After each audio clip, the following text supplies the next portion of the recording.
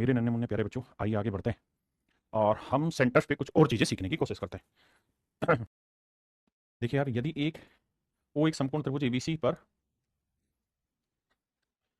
ओ एक समकोण त्रिभुज एबीसी का जो बी पर समकोण है परिकेंद्र है, तो मेरे प्यारे बच्चों एक बात बताइए, अगर ये राइट एंगल ट्रायंगल है तो ओ इसका सरकम सेंटर है। बिल्कुल साहब। और आपको ये बात याद होगा कि मैंने ये बात समझाई आपको कि भैया ये रेडियस होगी, ये रेडियस होगी, ये रेडियस होगी, ये तीनों ही सरकम रेडियस कहलाती है मेरे प्यारे बच्चों राइट एंगल ट्रायंगल। और राइट एंगल ट्रायंगल का जो भी मेरा हाइपोटेन्यूस होता है उसकी आधी होती है सरकम रेडियस। आपने कहा जी हाँ समझते हैं। अगर सर ट्रायंगल एक्यूट एंगल है तो सरकम सेंटर अंदर होता है, ऑब्ट्यूज है तो बाहर होता है ऑब्ट्यूज एंगल के सामने, और अगर राइट एंगल है तो बिल्कुल हाइपोटेन्यूस के मिड पॉइंट पे होता है। अब हमसे सवाल ने कहा है कि भाई ओ की पोजीशन बताओ, क्या ट्रायंगल के अंदर होगा? नहीं, अंदर आने के लिए एक्यूट एंगल चाहिए। और आउटसाइड होगा बीसी से? नहीं, उसके लिए हमें ऑब्ट्यूज चाहिए। अब भैया ए बी सी कह रहा है क्या बीसी पे होगा? बिल्कुल भी नहीं। तो भैया क्या सी ए का मिड पॉइंट होगा? बिल्कुल ठीक बात है सर, सी ए का मिड पॉइंट ही होगा, इसमें कोई दो राय नहीं है। सी ए का मिड पॉइंट ही होना है मेरे प्यारे बच्चों हमारा सरकम सेंटर।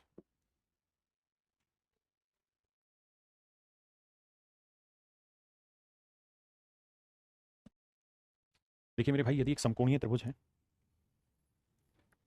पी क्यू आर, जिसमें क्यू आर कर्ण पी पी क्यू आर, क्योंकि क्यू आर जो है वो हाइपोटेन्यूस है, क्यू आर हाइपोटेन्यूस है। कहता है क्यू आर का जो मिड पॉइंट है मेरे प्यारे बच्चों वो एस है, क्यू आर का मिड पॉइंट एस है। तो ये मेरे प्यारे बच्चों सरकम सेंटर कहलाएगा।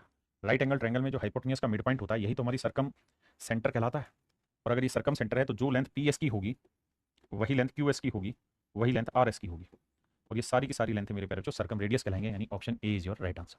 Option A is your right answer. मेरे प्यारे बच्चों इस सवाल में कह रहा है कि किसी ट्रायंगल की साइडें 11, 60 और 61 है। अगर आपको शायद समझ हो तो आप जानते हो कि ये एक ट्रिपलेट बनाता है, समकोण त्रिभुज की भुजाएं हैं। तो कहता है इसके सरकम सेंटर की रेडियस बताइए, तो वो हमेशा ही हाइपोटेन्यूस यानी सबसे बड़ी साइड, तो ट्रिपलेट है तो सबसे बड़ी साइड 61, इसके आधे के बराबर होती है यानी 30.5। ये भी मेरे प्यारे बच्चों ट्रिपलेट बनाता है, तो जो सबसे बड़ी साइड है 106 इसके आधे के बराबर होगी। 106 का आधा है, अच्छा ये आ जाएगी मेरे प्यारे बच्चों क्या इसकी, ये आ जाएगी इसकी रेडियस। लेकिन हमसे कह रहा है इसके परिवर्त की परिधि ज्ञात करो, तो पेरीमीटर पूछ रहा है, तो पेरीमीटर होता है 2 पाई आर।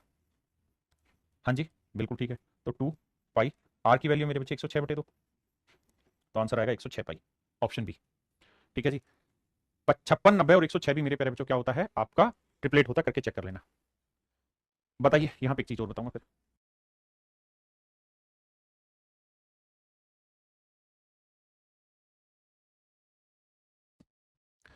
देखिए मेरे प्यारे बच्चों, अगर कोई ट्रायंगल दे रखी हो और उस त्रिभुज में उसके सरकम सर्कल की रेडियस और इन सर्कल की रेडियस के बीच की डिस्टेंस पूछे, अगर किसी ट्रायंगल में ये कोई ट्रायंगल दे दे, ठीक है मेरे प्यारे बच्चों, और इसके अंदर आपको इन सर्कल की रेडियस दे दे स्मॉल आर है, और बाहर वाले सर्कल की रेडियस दे दे कैपिटल आर, और फिर आपसे पूछे कि दोनों सेंटर के बीच की डिस्टेंस कितनी होगी, मतलब भैया ये इन सेंटर होगा यहाँ कहीं और सरकम सेंटर होगा मान लो यहाँ कहीं, ये सरकम सेंटर है इन सेंटर है, तो आपसे कहेगा इन दोनों के बीच की दूरी ज्ञात करिए, इन दोनों के बीच की दूरी ज्ञात करिए। तो अगर ये डिस्टेंस में डी मान लूं तो डी का सूत्र होता है, अभी तक पेपर में आया नहीं लेकिन याद रखिए क्या होता है कि स्क्वायर रूट के अंदर capital R square -2r into R, square root के अंदर R square -2r into R, R square -2r into R मेरे प्यारे बच्चों ये रहता है दोनों सेंटर के बीच की distance, R square -2r into R. अब आते हैं सवाल पे।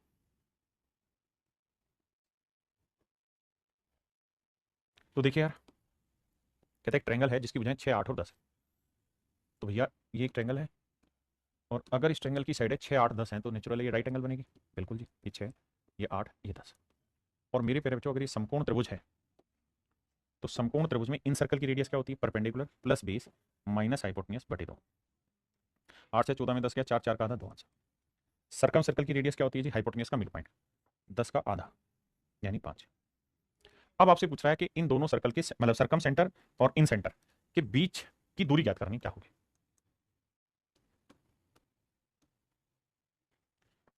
यानी ये सर्कम इन सेंटर है, यहाँ कहीं सर्कम सेंटर है, तो कह रहे दोनों के बीच की दूरी बताओ। तो सूत्र होता है मेरे प्यारे बच्चों capital R square minus twice of R into R. तो कैपिटल आर स्क्वायर क्या होगा जी? 5 का और 25, 2r इंटू आर, 5 गुना स्मॉल रेडियस हुई 2, तो 5 दूनी 10, दूनी 20, 25 में 20 गया 5, तो आंसर आएगा √5। Option A is your right answer.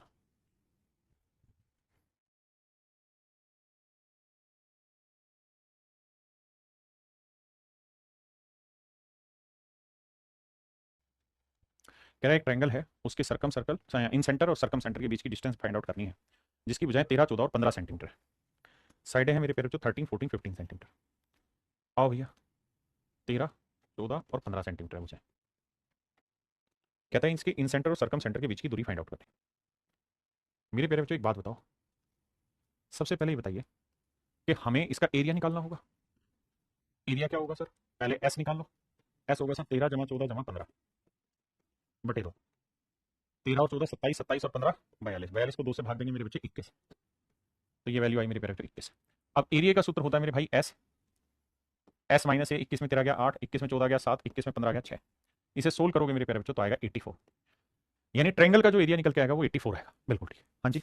अगर त्रिभुज का क्षेत्रफल 84 है मेरे बच्चे, तो अब मैं आपसे दो चीजें पूछता हूँ। पहले इन सर्कल की रेडियस, तो वो होता है area of triangle upon semi perimeter. Semi perimeter 21, तो 21 से भाग दे देंगे, 21 चौक 84, आंसर है 4।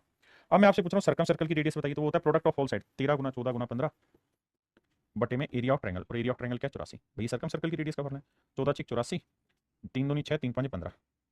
तो यह है मेरे प्यारे बच्चों 65 बटे 2 सेंटीमीटर। ये मेरे प्यारे बच्चों सर्कम सर्कल की रेडियस आ गई और इन सर्कल की रेडियस आ गई।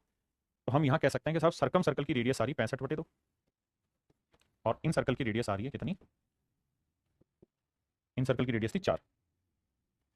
अब हमें निकालना है दोनों सेंटर के बीच की डिस्टेंस, तो capital R square minus 2r into R. तो भैया कैलकुलेशन आपको करनी पड़ेगी। 65 का वर्ग करेंगे तो देखो 5 का वर्ग हुआ 25 और 6 7 42, 42 25 बटे 2 का डबल 4 माइनस 2, 65 बटे 2 और आर की वैल्यू मेरे प्यारे बच्चों 4। आपने कहा मामला सेट है। अब तो बताना भैया क्या उत्तर होगा क्या नहीं होगा मेरे प्यारे बच्चों। तो त्रिभुज के अंदर परिकेंद्र के बीच की दूरी ज्ञात करो। देखिए 2 से तो 2 कट गया, अब 4 से मेरे प्यारे बच्चों इसे गुना करना पड़ेगा और फिर कैलकुलेशन करनी पड़ेगी। एक बार देखो क्या आ रहा है।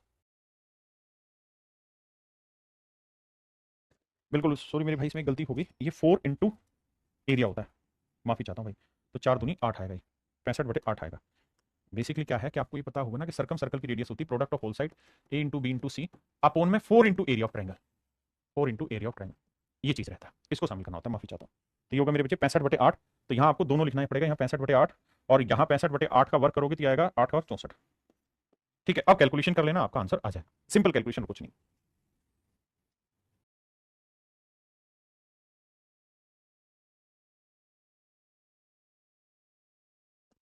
देखिए यार सवाल में कह रहा है ओ एक संपूर्ण त्रिभुज एबीसी का परिकेंद्र। मेरे प्यारे बच्चों ये कोई राइट एंगल ट्रायंगल है एबीसी, जिसमें ए का मान 90 डिग्री है। एबीसी एक राइट एंगल ट्रायंगल है, ओ त्रिभुज का परिकेंद्र है, तो परिकेंद्र होगा हाइपोटेन्यूज के मिड पॉइंट पे। बहुत सुंदर जी। यदि ए बी और एसी का मान 15 और 20 है, ये 15 है और ये मेरे प्यारे बच्चों 20, तो आप जानते हैं ये ट्रिपलेट है 15 20, ये आएगा कितना? 25। बहुत बढ़िया। अब सवाल में मुझसे पूछ रहा है find the radius of the circum centre, circum circle, ये भाई बड़े वाले सर्कल की रेडियस भाई बताओ। तो आपको ये बात पता ही है कि सर यहां से ये लेंथ और ये लेंथ तीनों ही बराबर होती है और ये तीनों ही लेंथ सर्कम रेडियस कहलाती हैं, इस बात को ध्यान रखिए। तो सर ए ओ बराबर में ओ बी बराबर होता है ओ सी और ये सब रहता है हाइपोटेन्यूज की आधी। तो हाइपोटेन्यूज है 25, 25 का आधा करोगे 12.5। तो सवाल ने हमसे पूछा एओ की लेंथ, तो मेरे बच्चे एओ की लेंथ भी 12.5 होगी। सवाल ने हमसे पूछा सर्कम सर्कल की रेडियस, वो भी 12.5 होगी। तो दोनों ही मेरे प्यारे बच्चों 12.5 12.5 होंगी। ठीक है जी। मेरे प्यारे बच्चों यहाँ से एक और छोटी सी इन्फॉर्मेशन कलेक्ट करिए, बड़ी काम की इन्फॉर्मेशन है, ध्यान से देखिएगा। पहली बात तो ये कि सर्कम सेंटर इकलौता ऐसा सेंटर होता है जिससे ट्रायंगल के तीनों वर्टेक्स की जो लेंथ होती है वो इक्वल होती है। मेरे प्यारे बच्चों सर्कम सेंटर में सर्कम रेडियस निकालने का एक सूत्र ये होता है कि भाई सारी साइडों का प्रोडक्ट कर दो, अपोन में 4 इंटू एरिया ऑफ ट्रायंगल कर लीजिए। दूसरा एक सूत्र ये भी है कि अगर मान लीजिए किसी ट्रायंगल में, ये मान लीजिए कोई ट्रायंगल है और इस त्रिभुज में ये वाला कोण आपको दे रखा है और ये वाली साइड रखी है, मान लीजिए साइड की लेंथ है ए और ये वाला एंगल है ए। अगर ये वाला एंगल दे रखा हो और सामने वाली साइड की लेंथ रखी और फिर अगर आपसे कहे कि सर्कम सर्कल की रेडियस निकालिए, ये वाला एंगल दे रखा हो मेरे प्यारे बच्चों बी और ये वाली साइड हो दे रखी हो बी, या ये वाला एंगल दे रखा हो सी और ये वाली साइड दे रखी हो सी, तो सर्कम सर्कल की रेडियस निकालने का एक सूत्र ये भी रहता है कि ए अपॉन में ट्वाइस ऑफ साइन है, या बी दे रखा है तो उसके सामने वाला एंगल दे रखा हो उसे साइन के साथ खेल जाइए, और अगर सी दे रखा है तो उसके सामने वाला एंगल दे रखा हो वो साइन से। ये भी मेरे प्यारे बच्चों सर्कम रेडियस निकालने का एक सूत्र होता है, साइन फार्मूला आपने इस चीज को पढ़ा होगा। अब हम इसी का इंप्लीमेंट करके सवाल ले रहे हैं। सवाल में कह रहा है कि एक ट्रायंगल है P Q R, P Q R. अब एंगल क्यू की वैल्यू है 60 डिग्री, ये वाली साइड है 14√6। हमसे कह रहा है कि इसके सर्कम सर्कल की रेडियस चाहिए। तो आर का सूत्र मैंने बताया कि जो भी साइड है वो लिखो 14√6 लिखो बटे में ट्वाइस ऑफ साइन एंगल लिखो। तो एंगल क्या है 60 डिग्री, तो साइन 60 डिग्री। तो मेरे प्यारे बच्चों 14√6 तो साइन 60 डिग्री की वैल्यू क्या होती है साहब? √3/2। 2 से मेरे बच्चे 2 बटा √3 से काटेंगे, √2 आया, तो जो आंसर निकल के आया वो आया 14√2। यानी मैं ये कह सकता हूं कि इस ट्रायंगल के सर्कम सर्कल की जो रेडियस होगी मेरे प्यारे बच्चों 14√2 होगी। अब आइए सवाल पर। कहता है एक ट्रायंगल की साइड है 9, 6 और 15, 9, 6 और 15। तो कहता है इस त्रिभुज की परित्रिज्या ज्ञात करिए। बताओ भाई, क्या अगर किसी ट्रायंगल की साइड है 9, 6 और 15 हो तो ये ट्रायंगल पॉसिबल है भी कि नहीं, सोच के बताइए।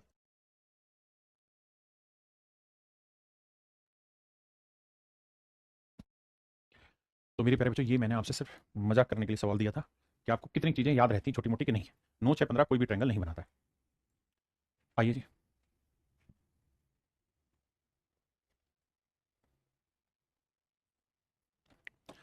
पहले आप सवाल पढ़िए फिर मैं समझाता हूँ।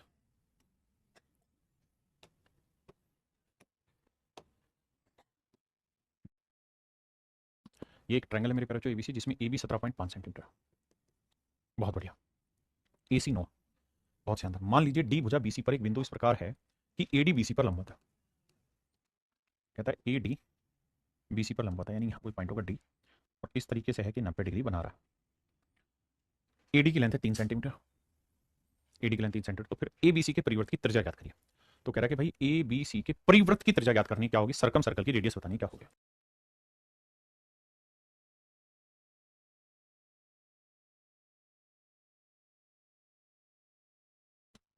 अब मेरे प्यारे बच्चों इस कहानी को डिटेल में समझते हैं। सर्कम सर्कल की रेडियस का क्या सूत्र होता है? सर्कम सर्कल की रेडियस का सूत्र होता है कि भैया जितनी भी साइड है ए बी सी, तीनों साइडों का प्रोडक्ट करो, बहुत सुंदर, बटे में 4 इंटू एरिया ऑफ ट्राइंगल। ये रहता है मेरे प्यारे बच्चों सर्कम सर्कल की रेडियस निकालने का सूत्र। अब एक साइड है 17.5 सेंटीमीटर, दूसरी साइड है 9 सेंटीमीटर, तीसरी साइड है पूरी बीसी। आपने कहा जी ठीक है, अपोन में 4 इंटू एरिया ऑफ ट्राइंगल। अब मेरे प्यारे बच्चों ये बात आप जानते हैं कि बेस हो गया बीसी, हाइट हो गई 3, तो ट्राइंगल के एरिया हम ऐसे निकाल सकते हैं कि कैसे साहब, हाफ इंटू बेस हो गया बीसी और हाइट हो गई 3। तो 2 से काटा 2 आया, 3 से काटा 3 आया मेरे प्यारे बच्चों। बिल्कुल समझते हैं। तो मेरे प्यारे बच्चों रेडियस जो आएगी, और बीसी से बीसी कट गया, तो 17 51 और एक 52.5 बटे 2। ये मेरे प्यारे बच्चों मेरी रेडियस होगी। देख इस फॉर्म में रखिए, तो बस 52 बटे 52.5 का 52 का आधा 26, यानी आंसर आएगा 26.25। रेडियस हो जाएगी मेरे प्यारे बच्चों 26.25 सेंटीमीटर। ऑप्शन ए आपका बिल्कुल एग्जैक्ट आंसर हो।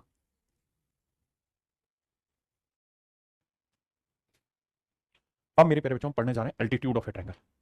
अल्टीट्यूड को हिंदी में कहते हैं मेरे प्यारे बच्चों शीर्ष लंब नहीं, अभिलंब। अभिलंब, ऐसे दोनों का मतलब यही होता है, अभिलंब बोलते हैं इसे हिंदी में बाबू, हम इसको कहते हैं अभिलंब। अल्टीट्यूड क्या होता है समझाता हूं। देखिए मेरे प्यारे बच्चों, जैसे मान लीजिए कोई ट्रायंगल है, अगर मैं आपको ये कहूं कि मेरे भाई इस वाले एंगल का एंगल बाइसेक्टर खींचिए, इस वाले कोण का कोण समद्विभाजक खींचिए, तो कोण समद्विभाजक क्या होता है मेरे बच्चे? कोण समद्विभाजक बेसिकली एक ऐसी लाइन होती है जो इस कोण को दो बराबर हिस्सों में बांटती है, दो बराबर हिस्सों में बांटती है, और जो ये दो बराबर हिस्से हैं इसी से जो रेशियो इस साइड का इस साइड से होगा वही रेशियो इस साइड का इस साइड से होता है। ठीक है, ये मेरे प्यारे बच्चों हमारा कहलाता है एंगल बाइसेक्टर। ये हमारा कहलाता है एंगल बाइसेक्टर, कोण समद्विभाजक, एंगल बाइसेक्टर। कोण समद्विभाजक, कोण समद्विभाजक, समद्विभाजक। और मेरे बाबू एंगल बाइसेक्टर कहलाता है कोण समद्विभाजक, और इसके मिलने से जो बनता है वो इन सेंटर बनता है, जिसे हम हिंदी में अंतः केंद्र कहते हैं। जिसे हम हिंदी में क्या कहते हैं मेरे प्यारे बच्चों? अंतः केंद्र कहते हैं। क्या कहते हैं मेरे बाबू? अंतः केंद्र कहते हैं। इन सेंटर का मतलब ऐसा सेंटर जो ट्रायंगल के तीनों एंगल बाइसेक्टर के मिलने से बना हुआ हो। दूसरी बात है, इन सेंटर इकलौता ऐसा सेंटर है जिससे ट्रायंगल की तीनों साइडों की परपेंडिकुलर डिस्टेंस इक्वल होती है। ट्रायंगल एक्यूट एंगल हो, ऑब्ट्यूस एंगल हो या राइट एंगल, इन सेंटर हमेशा अंदर बनता है। अगर मेरे प्यारे बच्चों मैं इस वाली लाइन का परपेंडिकुलर बाइसेक्टर खींच दूं, यानी एक ऐसी लाइन जो इसके ऊपर 90 डिग्री का कोण भी बना रही है, 90 डिग्री का कोण भी बना रही है, उसे दो बराबर हिस्सों में भी बांट रही है, तो ये मेरे प्यारे बच्चों कहलाता है परपेंडिकुलर बाइसेक्टर। क्या कहलाता है जी? समकोण समद्विभाजक कहलाता है, परपेंडिकुलर बाइसेक्टर कहलाता है, समकोण समद्विभाजक कहलाता है, समकोण समद्विभाजक कहलाता है। मेरे नन्हे मुन्ने प्यारे बच्चों, समकोण समद्विभाजक क्या होता है? परपेंडिकुलर बाइसेक्टर एक ऐसी लाइन होती है जो किसी लाइन को दो बराबर हिस्सों में भी बांटती है और उस पर 90 डिग्री का कोण भी बनाती है, और इससे जो सेंटर बनता है वो मेरे प्यारे बच्चों बनता है, वो बच्चों बनता है क्या? सरकम सेंटर, सरकम सेंटर, प्रकेंद्र बनता है। वो मेरे नन्हे मुन्ने प्यारे बच्चों परिकेंद्र बनता है। और सर्कम सेंटर ही इकलौता ऐसा सेंटर होता है मेरे प्यारे, जो सर्कम सेंटर ही इकलौता ऐसा सेंटर होता है जिससे ट्रायंगल के तीनों वर्टेक्स की लेंथ बराबर होती है। सर्कम सेंटर ही इकलौता ऐसा सेंटर होता है जिससे ट्रायंगल के तीनों वर्टेक्स की लेंथ बराबर होती है, और ये जो बराबर लेंथ होती है इसी को हम सर्कम रेडियस कहते हैं। जहां तीनों परपेंडिकुलर बाइसेक्टर आके मिलते हैं वो सर्कम सेंटर है। अब आ रहे हैं मेरे बच्चे तीसरी बात पे। तीसरी बात ये कि ट्रायंगल में किसी वर्टेक्स से अगर सामने वाली भुजा पर 90 डिग्री का कोण बना दिया जाए, किसी भुजा पर किसी वर्टेक्स से 90 डिग्री का कोण बना दिया जाए, मैं अपनी बात फिर से दोहराता हूं, ये जो है परपेंडिकुलर ये वर्टेक्स से खींचा गया, ये परपेंडिकुलर किसी वर्टेक्स से नहीं खींचा गया, तो इसको मेरे प्यारे बच्चों हम कहते हैं अल्टीट्यूड। क्या कहते हैं? अल्टीट्यूड। इसको कहते हैं परपेंडिकुलर। किसी लाइन पे 90 डिग्री का कोण बनाना परपेंडिकुलर कहलाता है। लेकिन वो परपेंडिकुलर अगर किसी वर्टेक्स से होकर जा रहा है तो इसे मेरे प्यारे बच्चों हम अल्टीट्यूड कहते हैं, अभिलंब कहते हैं। अल्टीट्यूड कहते हैं, अभिलंब कहते हैं। और जहां तीनों परपेंडिकुलर बाइसेक्टर आपस में टकराते हैं उसे हम सर्कम सेंटर कहते हैं। ट्रायंगल एक्यूट एंगल है तो सर्कम सेंटर अंदर होगा, ऑब्ट्यूज है तो बाहर होगा, सर्कम सेंटर ऑब्ट्यूज एंगल के सामने बाहर होगा। राइट एंगल है तो हाइपोटेन्यूज के मिड पॉइंट पे होगा। और जहां मेरे प्यारे बच्चों तीनों अल्टीट्यूड आपस में आके मिलते हैं उस बिंदु को हम कहते हैं ऑर्थो सेंटर। उसको कहते हैं ऑर्थो सेंटर। हिंदी में बोले तो लंब केंद्र। हिंदी में कहते हैं मेरे भाई लंब केंद्र। लंब केंद्र कहते हैं मेरे प्यारे बच्चों, ऑर्थो सेंटर कहते हैं जहां तीनों अल्टीट्यूड आकर आपस में टकराते हैं। ये मेरे प्यारे बच्चों मेरा कहलाता है ऑर्थो सेंटर, लंब केंद्र।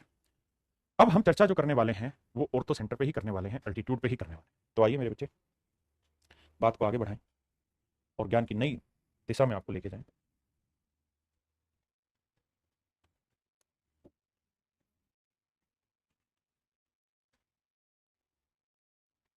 ये मान लीजिए मेरे बच्चे ट्रायंगल है, और इस ट्रायंगल में मैं यहां से सामने वाली साइड पे एक अल्टीट्यूड खींच दूं, 90 डिग्री का कोण बना दूं,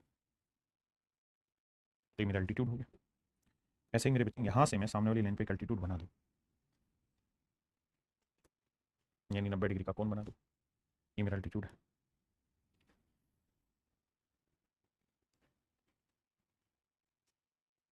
और यहां से मेरे प्यारे बच्चों मैं एक 90 डिग्री का कोण बना, तो मेरे नन्हे मुन्ने प्यारे बच्चों जिस बिंदु पर तीनों अल्टीट्यूड आकर आपस में मिलते हैं, जिस बिंदु पर तीनों लंब मिलते हैं, तीनों अभिलंब मिलते हैं, वो जो बिंदु कहलाता है मेरे प्यारे बच्चों वो कहलाता है ऑर्थो सेंटर। ये वाला पॉइंट जो होता है ये कहलाता है ऑर्थो सेंटर। ये बिंदु कहलाता है मेरे भाई ऑर्थो सेंटर लंब के, जहां तीनों अल्टीट्यूड आकर आपस में मिलते हैं। दूसरी चीज, अगर ट्रायंगल एक्यूट एंगल है तो ये अंदर ही आकर मिलेंगे।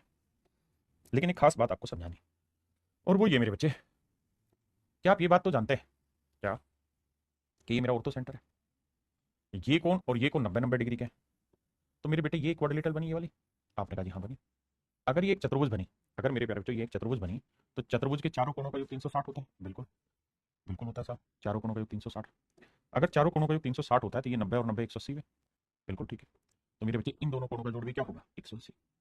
तो ठीक है। और मेरे प्यारे बच्चों ये वाला कोण और ये वाले कोण तो बराबर होंगे।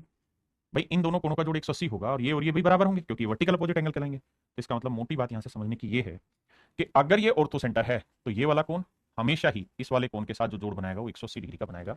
Make it not very carefully. इन दोनों ही कोणों का जो योग होगा वो 180 डिग्री होगा।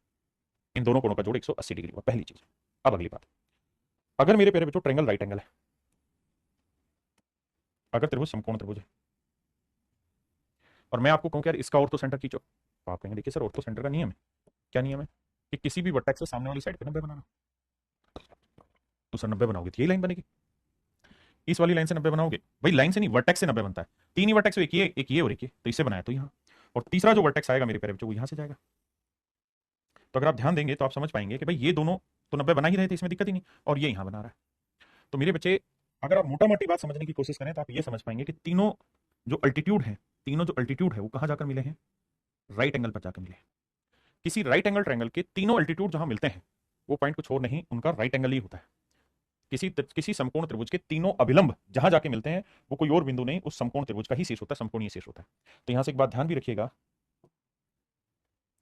राइट एंगल ट्रायंगल में यानी समकोण त्रिभुज में अभिलंब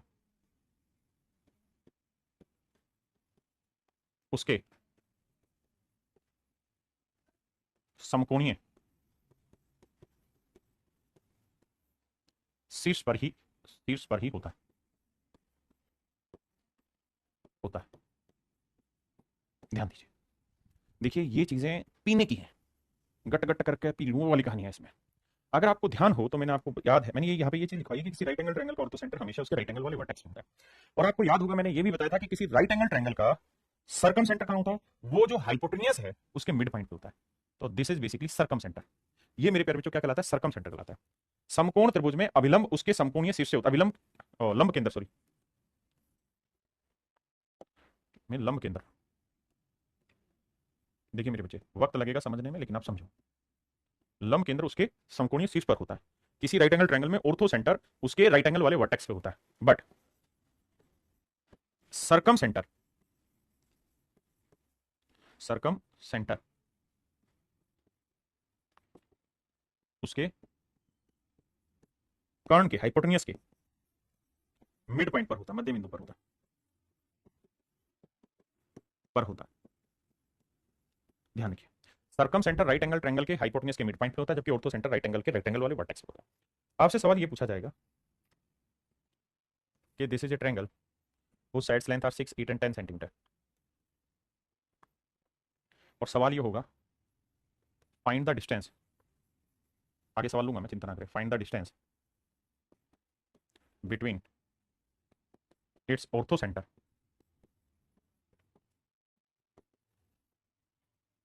एंड इट्स सर्कम सेंटर।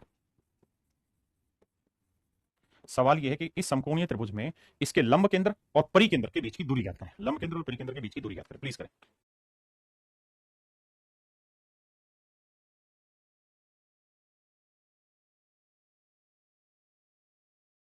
तो देखिए मेरे बच्चे, अब आप एक बात कहेंगे कि सर किसी राइट एंगल ट्रायंगल का ऑर्थो सेंटर होता है उसके राइट एंगल वाले वर्टेक्स पे, दिस इज ऑर्थो सेंटर, और सर्कम सेंटर होता है सर उसके हाइपोटेन्यूज के मिड पॉइंट। बहुत बढ़िया। और अगर बात ये है मेरे बच्चे तो ध्यान से समझिए, मैंने ये भी बताया था कि सर्कम सेंटर से ट्रायंगल के तीनों वर्टेक्स की जो लेंथ होती है वो बराबर होती है, और इस बराबर लेंथ को ही हम सर्कम रेडियस भी कहते हैं।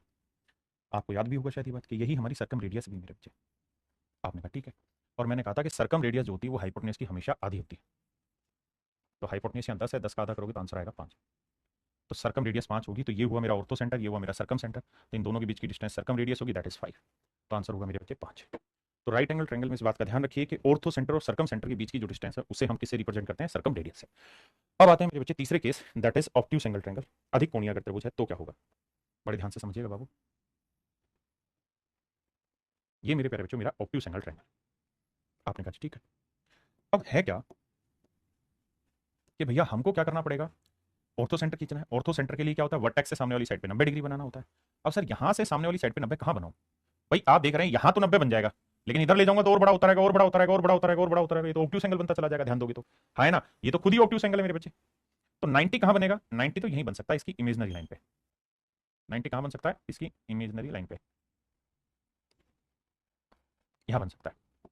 तो इमेजनरी लाइन पे बनेगा, यानी आपको ये लाइन इमेजिन करनी पड़ेगी, बढ़ानी होगी।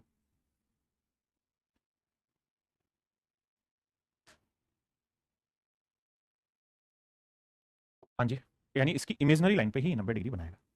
एक्चुअल में तो बन ही नहीं सकता, लेकिन हाँ ये माना इसी ट्रायंगल का जाएगा, माना इसी त्रिभुज का जाएगा, इसमें कोई दो राय नहीं। अब मेरे प्यारे बच्चों होगा क्या कि सर हमको इस वाली लाइन से भी, इस वाले वर्टेक्स से भी 90 डिग्री बनाना होगा। तो मान लीजिए मैं यहां बनाऊंगा तो ये ऑब्ट्यूज एंगल है, यहाँ और ले जाऊंगा और बड़ा होगा, और बड़ा होगा, और बड़ा होगा कौन, लेकिन जितना नजदीक इधर लाता रहूंगा उतना छोटा होता रहेगा। तो एक स्टेज पे यहां आके अगर आप देखेंगे तो मेरे प्यारे बच्चों ये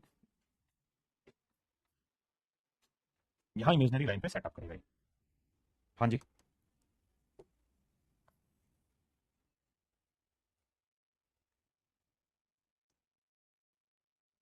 यहाँ 90 डिग्री का कोण बना है। अब अगली बात पे चर्चा करते हैं, यानी यहां से जो 90 बनेगा वो भी इसकी इमेजनरी लाइन पे बना, यहाँ पे 90 बना। और अगर थोड़ा सा नोटिस कर रहे हैं तो आप एक चीज नोटिस करेंगे कि दोनों जो एल्टीट्यूड है वो कहाँ मिले, यहाँ नीचे मिले। आप कहेंगे जी तीसरा एल्टीट्यूड, तो मेरे पेरेंट्स जो तीसरा एल्टीट्यूड आप खींचोगे तो तीसरा एल्टीट्यूड ध्यान देना यहाँ से खींचेगा, सामने वाली साइड पे खींचेगा, बिल्कुल ठीक है, यानी यहाँ पे 90 डिग्री बनेगा, इसमें कोई दो राय नहीं। लेकिन मेरे बच्चे मिलेंगे कहाँ, तो सर ये आगे तो मिलेंगे नहीं, इधर तो जाके मिलेंगे नहीं, तो कहाँ मिलेंगे, इसकी इमेजनरी लाइन पे यहाँ कहीं मिलेंगे, यानी यहाँ मिलेंगे। तो तीनों ही पॉइंट इस बिंदु पर आकर मिलते हैं, और जिस बिंदु पर आकर मिलते हैं ये पॉइंट मेरा ऑर्थो सेंटर कहलाता है। तो ध्यान रखने वाली बात यहाँ पे ये है कि किसी राइट एंगल ट्रायंगल का जो ऑर्थो ना किसी ऑब्ट्यूज एंगल ट्रायंगल का जो ऑर्थो सेंटर है वो हमेशा ही किसी अधिक कोण त्रिभुज का जो लंब केंद्र है वो हमेशा ही इस अधिक कोण से नीचे बनेगा। अधिक कोण त्रिभुज का लंब केंद्र अधिक कोण से नीचे बनेगा और ट्रायंगल से बाहर बनेगा, है ना। मेरी बात समझ पाए, अगर आप समझ पा रहे हैं तो आप नोटिस करना ये कि भाई राइट एंगल ट्रायंगल ना सॉरी ऑब्ट्यूस एंगल ट्रायंगल अधिक कोण त्रिभुज का लंब केंद्र इधर बनता है, और परिकेंद्र याद हो तो यहां बनता है, इसके सामने बनता है। परिकेंद्र मेरे प्यारे बच्चों इसके सामने बनता है। ध्यान है ये बात है, बहुत बढ़िया। अब अगली बात, मेरे बच्चों एक बात बताना, ये 90 डिग्री है तो ये वाला कौन 90 डिग्री होगा? स्ट्रेट लाइन है। ये भी 90 डिग्री होगा, बिल्कुल स्ट्रेट लाइन है। अब आप ये बात भी जानते होंगे कि ये एंगल थीटा है तो ये वाला एंगल भी थीटा ही होगा। बिल्कुल ठीक बात है सर। तो मेरे बच्चे थीटा ना भी हो, थीटा ना भी हो, ये तो तय है कि दोनों कोण बराबर होंगे, बिल्कुल। अब एक चीज समझाना, ये क्वाड्रिलेटरल आपको दिखाई दे रही है, ये चतुर्भुज आपको दिखाई दे रहा है, तो चतुर्भुज में ये कोण और ये कोण दोनों आपस में बराबर है। भाई ये कोण और ये कोण दोनों ही तो आपस में बराबर है। आपने कहा ओके ना, मतलब सॉरी ये चतुर्भुज है, माफ करिएगा, और चतुर्भुज के चारों कोणों का योग कितना होता है? 360 डिग्री। आपने कहा ठीक है, तो अगर ये 90 है, ये 90 90 90 180 है, 90 90 180 है, तो इन दोनों कोणों का जोड़ भी क्या होगा? 180 होगा। इन दोनों कोणों का जोड़ भी क्या होगा? 180। तो ये कोण जमा ये कोण, दोनों का जोड़ कितना हो जाएगा मेरे प्यारे बच्चों? 180 डिग्री। तो इन दोनों ही कोणों का जोड़ हमेशा 180 डिग्री होगा, यानी ये कोण और ये कोण, इनका जोड़ भी 180 होगा, क्योंकि ये दोनों तो बराबर होंगे। तो ध्यान रखना, हमेशा इन दोनों कोणों का योग भी 180 डिग्री होता है। कितना होता है मेरे बच्चे? 180। अधिक से नीचे कैसे बनता है भाई? बना दिया, जिसको पल्ले नहीं पड़ रहा वो इसके रिजल्ट को याद रखे बस। अब इसमें जो इंपॉर्टेंट पॉइंट है वो ये, तीनों त्रिभुज के तीनों शीर्षलंब जहां मिलते हैं, एल्टीट्यूड जहां मिलते हैं, वो ऑर्थो सेंटर कहलाता है। ये मैंने बता दिया था कि 180 माइनस ए होगा, यानी ये वाला कोण और ये वाला कोण दोनों का जोड़ 180 होता है। तो अगर ये वाला एंगल ए है तो ये हो जाएगा 180 माइनस ए। ठीक है। अब मेरे बच्चों एक बात और यहां बतानी है, पहले अगले पे आ जाइए। ओहो, आइए भाई, त्रिभुज के तीनों शीर्षलंब जिस बिंदु पर प्रतिच्छेद करते हैं लंब केंद्र कहलाता है मेरे बच्चे। अगर एक्यूट एंगल ट्रायंगल है, अगर एक्यूट एंगल ट्रायंगल है, न्यून कोण त्रिभुज है, तो लंब केंद्र अंदर बनता है। राइट एंगल है तो 90 डिग्री पे बनता है। और मेरे प्यारे बच्चों अगर ऑब्ट्यूस एंगल ट्रायंगल है तो उसके ऑब्ट्यूस एंगल से नीचे बनता है, ट्रायंगल के बाहर बनता है। ये बात मेन थी जो मुझे यहाँ समझानी थी आपको। अब इन बिंदुओं पर वापसी लेकर आता हूँ जहां मुझे कुछ समझाना है। एक बार इसे देखिए,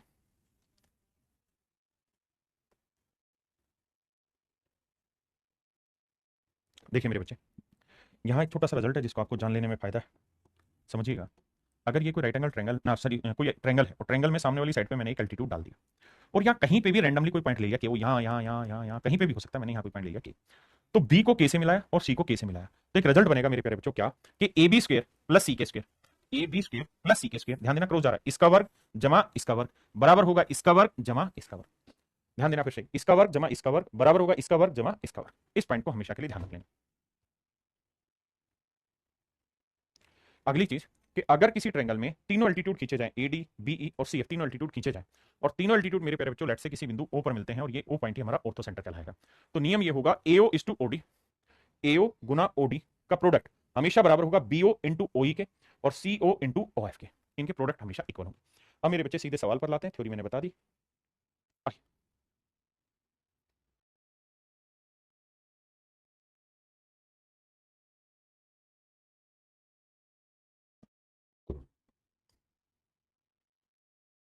आइए मेरे बाबू ध्यान से देखिए, सवाल में कह रहे हैं in any triangle if orthocentre lie on its one side then, कहता है अगर किसी त्रिभुज में लंब केंद्र उसकी किसी एक भुजा पर आता है तो त्रिभुज कौन सी होगी?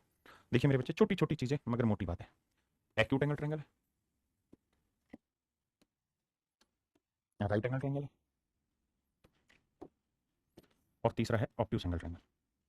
मेरे प्यारे बच्चों एक्यूट एंगल में ऑर्थो सेंटर अंदर बनता है, राइट एंगल ट्रायंगल में ऑर्थो सेंटर इसके राइट एंगल वाले वर्टेक्स में बनता है, ऑब्ट्यूस एंगल ट्रायंगल में ऑर्थो सेंटर बाहर बनता है। उसने कहा कि कौन सी ऐसी ट्रायंगल है जिसमें ऑर्थो सेंटर ट्रायंगल की साइड पे लाई करता हो? तो सर वो तो केवल और केवल राइट एंगल ट्रायंगल है, केवल यहीं पे साइड के ऊपर लाई करता है, बाकियों में या तो अंदर या बाहर। अब तो ortho centre lies on vertex, और लंब केंद्र शीर्ष पर आधारित मतलब होता है ये बात, ठीक है। कहता किसी भी त्रिभुज में यदि लंब केंद्र उसकी एक भुजा पर स्थित हो, यानी किसी साइड पे अगर ऑर्थो सेंटर है तो हर हाल में वो राइट एंगल ट्रायंगल बनेगी, पहली चीज। तो ऑर्थो सेंटर उसके वर्टेक्स पे होगा, बिल्कुल ठीक बात है। Ortho centre lies outside the triangle, ये बात गलत है, ट्रायंगल से बाहर आउटसाइड नहीं करेगा, ठीक है। Circum centre lies on that side, और सर्कम सेंटर भी उस साइड पे लाई करेगा, ये बात गलत है। Centroid and ortho centre lies on same point, ये बात भी गलत है। तो केवल मेरे प्यारे बच्चों ए पॉइंट है, सेंट्रोइड अभी आपने पढ़ा नहीं है तो सिर्फ इतना देखिए कि अगर किसी ट्रायंगल में ऑर्थो सेंटर उसकी एक साइड पे लाई कर रहा है तो वो हर हाल में उसके वर्टेक्स पे ही लाई करेगा, ठीक है जी, यानी यहाँ पे और किसी जगह लाई हो ही नहीं सकता।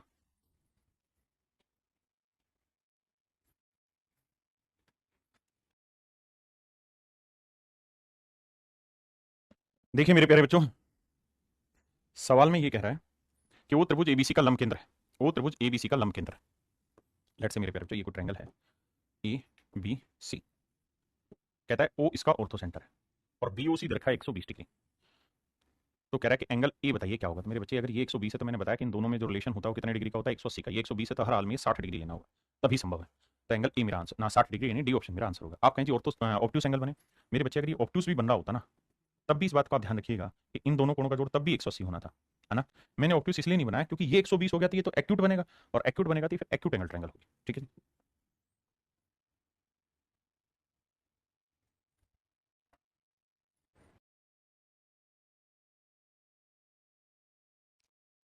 आइए मेरे बच्चे, कहता है त्रिभुज एबीसी का लंब केंद्र ओ है, ए का मान 50 डिग्री है, तो बी ओ सी बताइए। तो भैया इन दोनों का जोड़ 180 होगा, तो 50 है तो अगला एंगल क्या होगा, 130 डिग्री।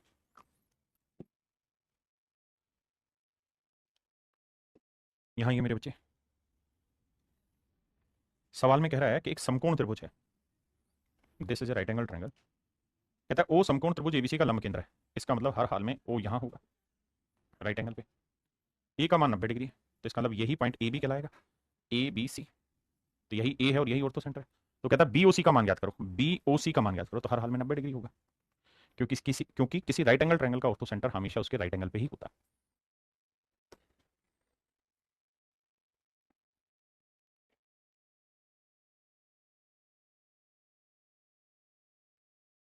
देखिए जी, ओ अधिकोण त्रिभुज एबीसी का लंब केंद्र है, एंगल ए का मान 110 है, यानी ऑब्ट्यूस एंगल 110 है, तो हमेशा ही इसके नीचे बनेगा मेरे प्यारे बच्चों ऑर्थो सेंटर यहाँ।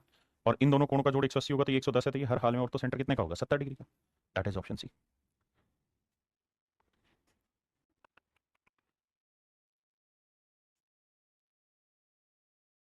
कहता है ओ और सी एक न्यून कोण त्रिभुज पी क्यू आर के क्रम से लंब केंद्र और परिकेंद्र है। कुछ शब्दों पर ध्यान देना, of an acute angle triangle P Q R. कहता है एक न्यून कोण त्रिभुज पी क्यू आर का लंब केंद्र के क्रम से लंब केंद्र और परिकेंद्र है। आओ बाबू, एक एक्यूट एंगल ट्रायंगल ले रहे हैं हम, this is an acute angle triangle. ठीक है जी। सवाल में कह रहा है कि ओ जो है वो लंब केंद्र है, O is orthocentre and C is my dear student is circumcentre. ध्यान देना, सी परिकेंद्र है।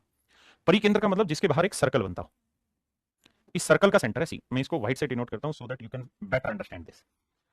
अब कहता है एस क्यू आर पर एक बिंदु, पी क्यू आर ट्रायंगल थी, पी क्यू आर एक ट्रायंगल थी, जहां पे एस क्यू आर पे कोई बिंदु होगा, let's say S, this point is S. बिंदु ओ से गुजरने वाली रेखा पी एस है। कहता है एक लाइन है जो ओ से होकर गुजरती है, जो ओ से होकर गुजरती है मेरे बच्चे। ठीक है, एक लाइन है जो ओ से होकर गुजरती है और उस लाइन का नाम है पी एस। ठीक है भैया, यदि पी क्यू एस का मान, पी क्यू एस का मान 60 डिग्री है, ये वाला कौन 60 डिग्री है, और क्यू सी आर का मान 130 डिग्री, क्यू सी आर का मान 130 डिग्री, ये वाला जो वैल्यू है मेरे प्यारे बच्चों, नन्हे मुन्ने बच्चों, इसका मान 130 डिग्री। बहुत बढ़िया। तो कहता है आरपीएस ज्ञात करिए, क्या होगा RPS, what you have to find this angle, कि भाई ये वाला कौन क्या होगा, ये हमें पता करना है। क्लियर है, सवाल समझ में आया। अब भाई मैं इसको स्क्रीन बदल मतलब अगली स्लाइड पे समझाने की कोशिश करता हूँ।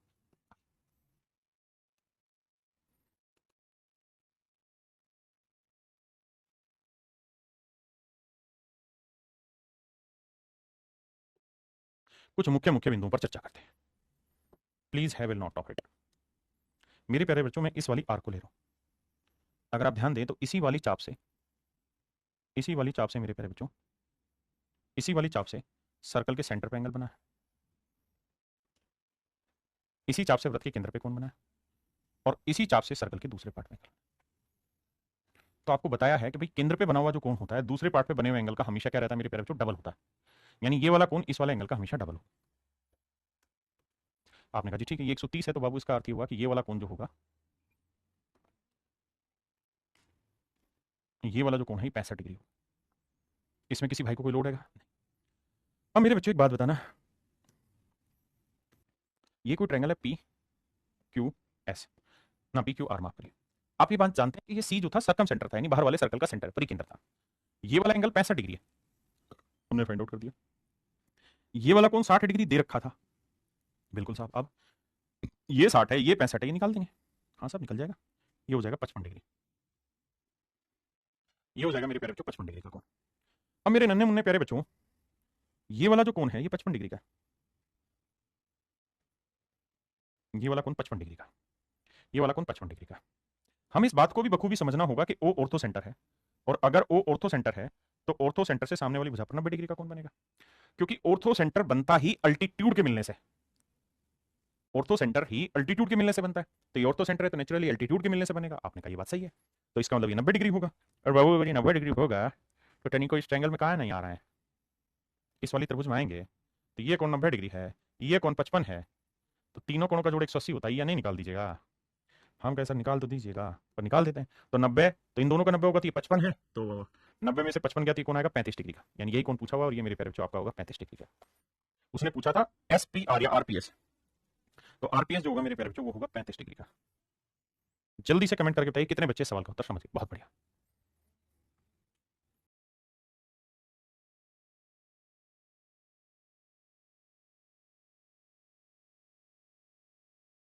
देखिए मेरे बच्चे, सवाल में कह रहा है कि त्रिभुज ABC का लंब केंद्र O है, ABC का लंब केंद्र है मेरे पैर O, तो कह रहा है भैया BOC बताइए ये, और जमा में कोण BAC है, इन दोनों कोणों का जोड़ कितना होगा, तो मेरे पैर इन दोनों कोणों का जोड़ 180 डिग्री होगा।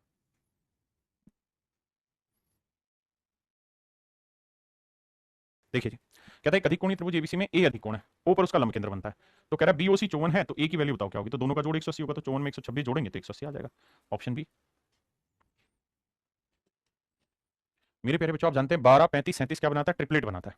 अगर 12 35 37 ट्रिपलेट बना रहा है बाबू, तो इसका अर्थ ये हुआ कि एक राइट एंगल ट्रायंगल हो गई 12 35 37, और मेरे प्यारे बच्चों इसमें सरकम सेंटर हाइपोटेन्यूज के मिड पॉइंट पे होगा और तो सेंटर राइट एंगल वाले वर्टेक्स पे होगा। कह रहा है इन दोनों के बीच की दूरी याद करिए, तो इनके बीच की जो दूरी होती है वो कुछ और नहीं सरकम रेडियस होती है, और वो रहती है मेरे प्यारे बच्चों 37/2, तो 18 दूनी 36, 18.5 सेंटीमीटर, यानी ऑप्शन सी।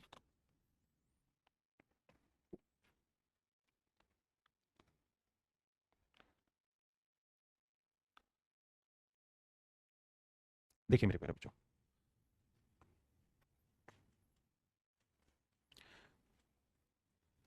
सवाल में कह रहे एक समकोण त्रिभुज ABC में ए 90 डिग्री,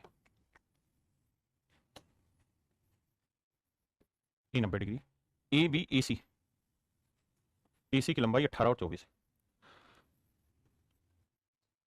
तो भैया ये 18 ये 24, तो लेंथ होगी 30 सेंटीमीटर। आप कहें कैसे, देखो 6 3 18, 6 चौक 24, 3 4 5 होना था, तो इसलिए 18 24 30 है। अब कह रहा भैया इसके सरकम सेंटर ऑर्थो सेंटर इनके बीच की दूरी याद करो, तो ये हुआ मेरे प्यारे बच्चों सरकम सेंटर, ये हुआ मेरे बाबू ऑर्थो सेंटर, इनके बीच की डिस्टेंस क्या होनी है, कुछ नहीं सरकम रेडियस, 30 की आधी, तो आंसर आया 15 सेंटीमीटर, 15 सेंटीमीटर।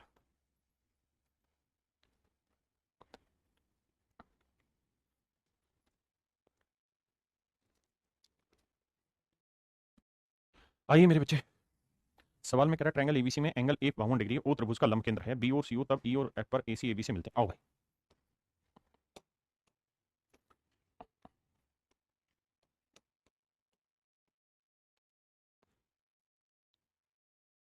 सवाल में कह रहा है ट्रायंगल ABC में ए 52 डिग्री,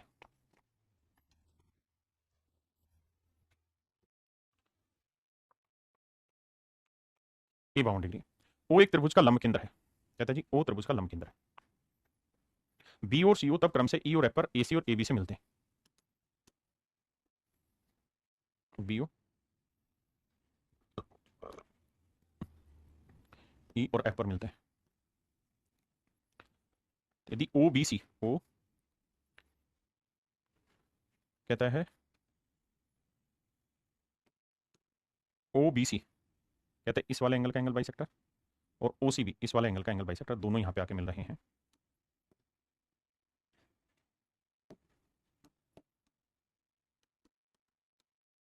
ये क्यों नाराज हो गया भाई, आओ भैया, ठीक,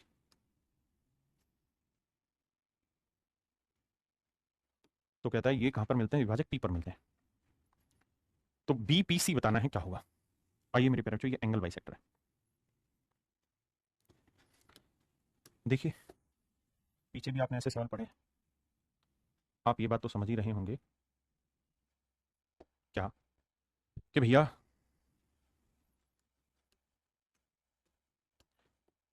ये वाला जो कोण है मेरे प्यारे, ये आसानी से निकल सकता है, कैसे, क्योंकि ये ऑर्थो सेंटर है, तो बताया था इन दोनों कोणों का जोड़ कितना होता है 180, तो अगर ये 52 है तो ये होगा कितना भैया 128 डिग्री, आपने कहा ये बात ठीक है, ये वाला कोण 128 डिग्री होगा, यहाँ तक की भी बात समझ में आती है।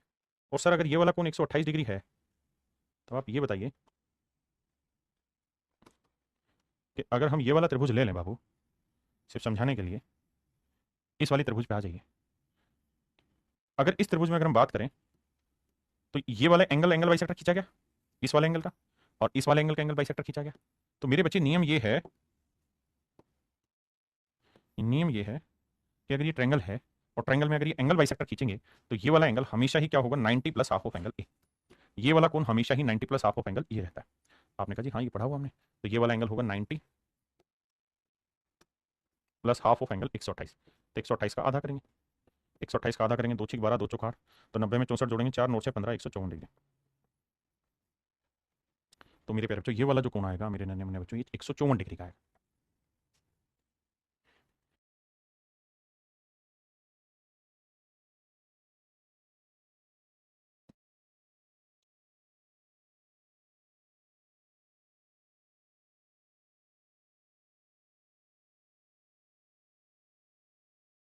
देखिए मेरे बच्चे सवाल में कह रहा है ट्रायंगल एबीसी में ए बी और सी से खींचे गए लंब क्रम से डी ई एफ पर विपरीत भुजाओं पर मिलते हैं।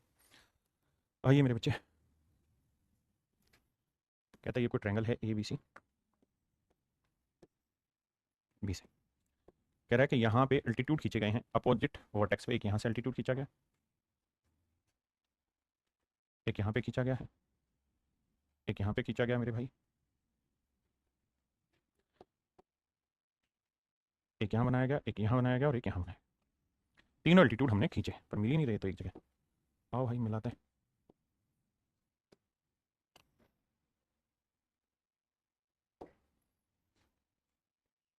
जहां पर तीनों अल्टीट्यूड आकर आपस में मिलते हैं, डी ई एफ पर विपरीत भुजाओं से मिलते हैं। ये पॉइंट डी है, ये ई है और ये F. E D B E और C F, E D B E और सी एफ बिंदु पी पर प्रतिच्छेदित करते हैं। कहते हैं किसी बिंदु पी पर प्रतिच्छेदित करते हैं। E P D 110 degree, E P D ये वाला जो कोण है मेरे प्यारे बच्चों, ये बिंदु पी ध्यान देना, ये 110 डिग्री है। ऐसा मैंने सवाल करा है। ई पी डी 110 है। एंगल ए और बी के समद्विभाजक, कोण ए और बी के समद्विभाजक बिंदु क्यू पर मिलते हैं। कोण ए और कोण बी के समद्विभाजक बिंदु क्यू पर मिलते हैं। तो ए क्यू बी बताइए, उसको बाद में पढ़ेंगे, पहले इतनी बात पे आज फोकस करें। और जहां तक मैं अंडरलाइन करूं बस वहीं तक पढ़ना है, यहीं तक की बातें पढ़िए, बाकी छोड़ दीजिए, बाकी चीजें बड़ी काम की हैं। ये लाइनें पढ़ लीजिए, बस पढ़ लीजिए। अगर मेरे प्यारे बच्चों ये बताना ये वाला एंगल 110 डिग्री तो ये वाला एंगल निकल जाएगा, आप कहेंगे बिल्कुल निकल जाएगा। कैसे सर, ये 90 डिग्री ये 90 डिग्री, इन दोनों कोणों का जोड़ 180 होना। भाई कैसे, ध्यान देना जरा, ये क्वाड्रिलेटरल बनी, चतुर्भुज बनी, चतुर्भुज में ये कोण 90 डिग्री है, ये 90 डिग्री है, तो 90 90 कितना हो गया 180। तो इन दोनों कोणों का जोड़ भी क्या होगा 180, और अगर 180 होगा तो ये 110 है, तो ये वाला कोण कितना होगा मेरे प्यारे बच्चों 70 डिग्री। बिल्कुल ठीक है, आपने कहा जी मामला सेट। अब अगली बात है बाबू, अब अगली बात में ये कह रहा है, कह रहा भैया ये कोण 70 आ गया मान लीजिए। अब कह रहा है कि and the bisector of angle A and B, कहता है कोण ए का बाइसेक्टर खींचे, कोण बी का बाइसेक्टर खींचे, कोण ए का कोण समद्विभाजक खींचे और कोण बी का कोण समद्विभाजक खींचे। अगर ये दोनों कोण समद्विभाजक एक दूसरे को बिंदु क्यू पर मिलते हैं, एक दूसरे को बिंदु क्यू पर मिलते हैं, ठीक है जी। अगर एक दूसरे को बिंदु क्यू पर मिलते हैं तो ए क्यू बी बताना है क्या होगा, ए क्यू बी बताना है मेरे प्यारे बच्चों क्या होगा। देखिए मेरे भाई ध्यान से, तो एंगल ए क्यू बी जो होगा वो क्या होगा, तो आप जानते हैं कि अगर एंगल बाइसेक्टर है तो ये वाला एंगल हमेशा ही 90 प्लस हाफ ऑफ एंगल ही रहता है। 90 degree plus half of angle ए, 70 का आधा, 70 का आधा हुआ मेरे बच्चे 35, और 90 में 35 जोड़ेंगे 9 3 12, 125 डिग्री। तो ये वाला जो कोण आया मेरे प्यारे बच्चों ये बना 125 degree. Option D is your right answer, option D. अब मेरे प्यारे बच्चों हम स्टार्ट करने जा रहे हैं एक्स सेंटर। बड़े ध्यान से समझना एक्स सेंटर होता क्या है। एक्स सेंटर को हिंदी में हम कहते हैं बहिर केंद्र। देखिए वैसे तो ये हमारे सिलेबस का हिस्सा नहीं है, एसएससी में इससे रिलेटेड सवाल अभी तक नहीं पूछे गए, लेकिन एक दो सवाल सीडीएस में जरूर इससे पूछे गए हैं। तो क्या होता है मेरे प्यारे बच्चों, एक्स सेंटर कहानी को समझाता हूँ। देखो यार ये बात तो आप जानते हैं कि अगर मान लीजिए मेरे प्यारे बच्चों ये कोई ट्रायंगल है और इस ट्रायंगल में मैं ये वाली साइड आगे बढ़ा दूँ और ये वाली साइड भी आगे बढ़ा दूँ, तो ये इसका एक्सटर्नल एंगल होगा, बिल्कुल बाह्य कोण होगा। ये भी मेरे प्यारे बच्चों इसका बाह्य कोण होगा बिल्कुल। और अगर ये इसके एक्सटर्नल एंगल है तो अगर मैं इसके एक्सटर्नल एंगल का एंगल बाइसेक्टर खींच दूँ, अगर मैं इसके बाह्य कोणों का कोण समद्विभाजक खींच दूँ, तो जहां पे ये दोनों एक्सटर्नल एंगल का एंगल बाइसेक्टर जाके मिलता है मेरे प्यारे बच्चों, ये वाले एंगल की वैल्यू हमेशा ही इस वाले एंगल की, अगर ये वाला एंगल ए है तो ये वाला कोण मेरे प्यारे बच्चों हमेशा ही 90 माइनस हाफ ऑफ एंगल ए होता है। वहीं मेरे बाबू अगर मैं इस वाले एंगल का अंदर वाले एंगल का एंगल बाइसेक्टर खींच दूं, आप कहेंगे सर ये चीजें तो हम पढ़ चुके हैं, अंदर वाले एंगल का एंगल बाइसेक्टर खींच दें तो ये वाला जो एंगल है मेरे प्यारे बच्चों ये हमेशा ही 90 प्लस हाफ ऑफ एंगल ए होता है। ये 90 प्लस हाफ ऑफ एंगल है, ये 90 माइनस हाफ ऑफ एंगल है। अब मैं इसी बात को थोड़ा और आगे बढ़ा रहा हूँ। कि मेरे प्यारे बच्चों मान लीजिए ये कोई ट्रायंगल है, ये उसकी साइड ले रहे हो, ये ट्रायंगल। और सर हमें एक चीज़ ये बताइए कि अगर हम इस ट्रायंगल के तीनों एंगल बाइसेक्टर खींच दें, इस वाले एंगल का भी, इन दोनों एक्सटर्नल एंगल का एंगल बाइसेक्टर खींच दिया जाए, और मेरे प्यारे बच्चों इस वाले एंगल का इंटरनल एंगल बाइसेक्टर खींचा जाए, ध्यान देना मेरे शब्दों को, इसका कोण समद्विभाजक खींच दिया हमने, ठीक है जी, इस कोण का कोण समद्विभाजक खींच दिया हमने, और मेरे प्यारे बच्चों इस वाले कोण का भी कोण समद्विभाजक खींच दिया हमने। क्या किया मेरे प्यारे बच्चों, हमने हमने इन सारे ही कोणों के कोण समद्विभाजक खींच दिया, इसका भी खींच दिया, इसका भी एंगल बाइसेक्टर खींच दिया, और मेरे प्यारे बच्चों इसका भी एंगल बाइसेक्टर खींच दिया। और मेरे प्यारे बच्चों तीनों के तीनों कोण समद्विभाजक आके अगर इस बिंदु पर मिल रहे हैं, इस बिंदु पर तीनों एंगल बाइसेक्टर आके मिल रहे हैं, तो मेरे प्यारे बच्चों ये जो सेंटर है, this centre is called x centre. X centre, ये जो कोण है मेरे प्यारे बच्चों, ये बाह्य केंद्र कहलाता है, एक्स सेंटर कहलाता है। और इसे सेंटर लेते हुए इसके अंदर मेरे प्यारे बच्चों हम एक सर्कल बनाते हैं, इसके अंदर एक सर्कल बनाते हैं जिसे हम कहते हैं एक्स सर्कल, जो इनकी सारी साइडों को टच करेगा, ठीक है जी। ये जो सर्कल कहलाएगा मेरे प्यारे बच्चों, ये मेरा कहलाएगा एक्स सर्कल, ये वाला जो सर्कल है ये एक्स सर्कल कहलाता है। अब आप कहेंगे जी इसे पेपर में क्या आना है और आप कितनी गहराई में इसे बताना चाहते हैं, तो मेरे प्यारे बच्चों मैं आपको ये कहूंगा कि बहुत ज्यादा गहराई में मत सीखो, मेन बेसिक फंडा सीख लो, क्योंकि एसएससी में अब तक नहीं पूछा गया। अगर मेरे प्यारे बच्चों ये वाली साइड वर्टेक्स ए है, ये बी है और ये सी है, और अगर मेरे प्यारे बच्चों एरिया ऑफ ट्रायंगल दिया हुआ आपको, या निकाल लें आप किसी भी फंडे से एरिया ऑफ ट्रायंगल एबीसी, मान लीजिए मैं एरिया ऑफ ट्रायंगल एबीसी को डेल्टा से शो कर देता हूँ, ये त्रिभुज का क्षेत्रफल है। आपने कहा जी ठीक है, ये वाली साइड मेरे प्यारे बच्चों ए है, ये वाली साइड बी है यहाँ से यहाँ तक की, और ये वाली साइड की लेंथ मेरे प्यारे बच्चों सी है यहाँ से यहाँ तक की। बिल्कुल। अब मेन मेन मोटी बात समझना कि भैया ये साइड की लेंथ मैंने ए ली है, ये साइड की लेंथ मैंने बी ली है, और ये वाली साइड की लेंथ मेरे प्यारे बच्चों मैंने सी ली है। अगर ये साइडों की लेंथ है, तो मेरे प्यारे बच्चों जिस साइड के साथ एक्स सर्कल बना है, देखिए ये एक्स सर्कल किस साइड के साथ बना है, आप कहेंगे इन साइडों को नहीं, ये तो ट्रायंगल की साइड है ही नहीं, ये तो बाहर जा रही है, ये भी ट्रायंगल की साइड नहीं बाहर जा रही है, क्योंकि ट्रायंगल तो ये वाली थी, ट्रायंगल तो बाबू ये वाली थी। तो मेरे प्यारे बच्चों ये एक्स सर्कल ट्रायंगल की किस साइड के साथ मिलकर बन रहा है, उस साइड की लेंथ बहुत वैल्यू रखती है। तो वो साइड अगर आपको पता है तो आप इसकी रेडियस निकाल सकते हैं, रेडियस ऑफ एक्स सर्कल। तो इसका फंडा हो जाएगा एरिया ऑफ ट्रायंगल अपॉन में सेमी पेरीमीटर माइनस वो साइड जिसके साथ एक्स सर्कल बना था वो माइनस कर दें। ये मेरे प्यारे बच्चों एक्स सर्कल की रेडियस का फार्मूला। आपने कहा ठीक है, अब इस पे कुछ सवाल लेते हैं। इसी चीज को यहां पे डिफाइन किया गया है। पहला सवाल आपके सामने नजर है, प्लीज करिए जरा। पहले सवाल में कह रहा है मेरे बच्चे त्रिभुज एबीसी, ये कोई ट्रायंगल है एबीसी, कह रहा है कि भैया इसके एक्सटर्नल एंगल का एंगल बाइसेक्टर खींचा गया, खींच दिया बाबू। अब ये जहां जाके टकराया मेरे प्यारे बच्चों, ये लेट से पी पे टकराने की कह रहा है, तो एंगल पी की वैल्यू क्या होगी 90 माइनस हाफ ऑफ एंगल ए, और एंगल ए की वैल्यू कितनी 80, तो 80 का आधा, तो ये आएगा मेरे प्यारे बच्चों 90 माइनस 40, तो ये वाला एंगल आएगा मेरे प्यारे बच्चों 50। तो ऑप्शन ए मेरे बच्चे बिल्कुल एब्सोल्युटली राइट आंसर है, ऑप्शन ए आपका करेक्ट आंसर है।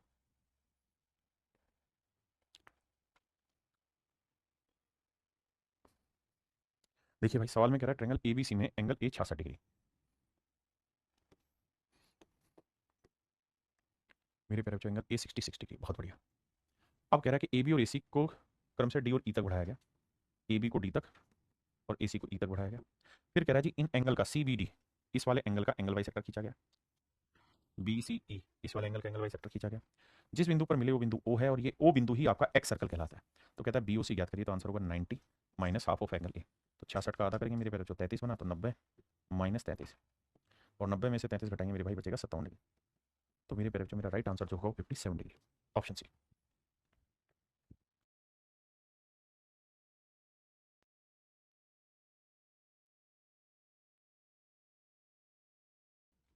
सेम ही सवाल है, कह रहा है त्रिभुज एबीसी में कोण बी और सी के बाह्य समद्विभाजक ओ पर मिलते हैं, ये किसी बिंदु ओ पर मिलते हैं, ये वाला कोण मेरे प्यारे बच्चों 70 डिग्री तक है, तो बी ओ सी क्या होगा 90 माइनस 70/2, 35, और 90 में 35 गया मेरे प्यारे बच्चों बचा 55 डिग्री, तो आंसर आया मेरे प्यारे बच्चों 55 डिग्री।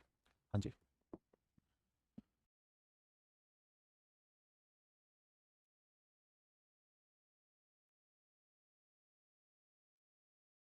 देखिए सवाल में कह रहा है कि एंगल ए है 90 डिग्री, एंगल ए है 90 डिग्री, ए बी है मेरे प्यारे बच्चों 3 सेंटीमीटर, ए सी है 4 सेंटीमीटर। तो मेरे प्यारे बच्चों अगर ये राइट एंगल ट्रायंगल है तो ट्रिपलेट लगेगा 3 4 5, तो ये वाली साइड की लेंथ आ गई 5। अब कह रहा है एक्स सर्कल की रेडियस बताइए, तो सबसे पहले मुझे बताइए ट्रायंगल एबीसी का एरिया क्या होगा, एरिया ऑफ ट्रायंगल एबीसी, तो वो होगा मेरे प्यारे बच्चों half into base into height 3 गुना 4, तो एरिया है मेरे प्यारे बच्चों 6, बिल्कुल। अब एक्स सर्कल की रेडियस क्या होगी मेरे बच्चे, एरिया ऑफ ट्रायंगल लिख दिया जी अपोन में सेमी पेरीमीटर, सेमी पेरीमीटर क्या होगा जी तीनों भुजाओं का जोड़, 3 और 5 8 और 4 12, तो सेमी पेरीमीटर होता है मेरे प्यारे बच्चों 12 का आधा, तो ये आएगा मेरे प्यारे बच्चों 6। सेमी पेरीमीटर माइनस वो साइड जिसके साथ एक्स सर्कल बना है, तो एक्स सर्कल की साइड के साथ होना है 5। भाई फार्मूला ये तो रहता है, एरिया ऑफ ट्रायंगल अपॉन में सेमी पेरीमीटर माइनस वो साइड जिसके साथ एक्स सर्कल बना है। तो 6 में 5 गया 1, 6/1 यानी 6 आंसर है। तो मेरे प्यारे बच्चों मेरा राइट आंसर जो होगा वो ऑप्शन डी होगा।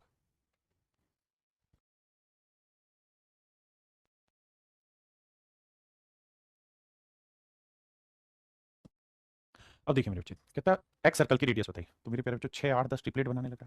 अब समझने की बात ये है कि 6, 8, 10 ट्रिपलेट बना रहा है। अगर किसी ट्रायंगल की साइड 6, 8, 10 है तो ये ट्रिपलेट राइट एंगल ट्रायंगल है, तो इसका एरिया आ जाएगा half into base into height 6 गुना 8। तो आप कहेंगे बिल्कुल सही 24। अब मेरे प्यारे बच्चों रेडियस ऑफ एक्स सर्कल क्या होगा, तो आप कहेंगे एरिया ऑफ ट्रायंगल अपॉन में सेमी पेरीमीटर माइनस वो साइड जिसके साथ एक्स सर्कल बना है। तो ट्रायंगल का एरिया हुआ मेरे प्यारे बच्चों 24, सेमी पेरीमीटर कितना हो 6 और 8 14 और 10 24, और वो साइड जिसके साथ एक्स सर्कल बना है, तो एक्स सर्कल बनाया मेरे प्यारे बच्चों 6 सेंटीमीटर वाली साइड के साथ बटे 6। तो यह आया 24, और 24 में सॉरी सॉरी सॉरी माफ करना, सेमी पेरीमीटर लेना है ना मुझे। तो सेमी पेरीमीटर सारी भुजाओं के जोड़ का आधा, तो 8 से 14 और 10 24, 24 का आधा करेंगे मेरे प्यारे बच्चों तो आएगा 12, माफ करिएगा। तो सेमी पेरीमीटर है 12 और माइनस वो साइड जिसके साथ एक सर्कल बना है तो वो है 6। 24 12 में 6 गया 6, 6 चौक 24 4। तो ऑप्शन बी मेरे प्यारे बच्चों राइट आंसर है।